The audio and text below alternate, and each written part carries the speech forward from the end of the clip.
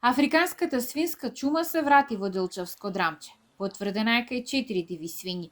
Нема опасност за домашните, бидејќи во радиус од 3 километри на ова село нема останато ниту едно одгледувалиште, а во втората заштитна зона од 10 километри свињите завршија во кланица, откако кај неколку беше утврдено присуството на вирусот.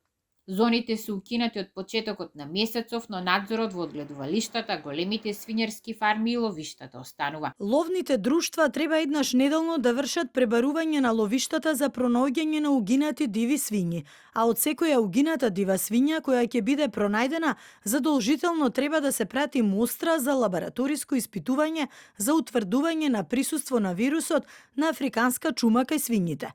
За лабораториско испитување треба да се испрати и мостра од секоја застрелана дива свиња, а месото ќе може да се конзумира само откако ќе се добие негативен резултат.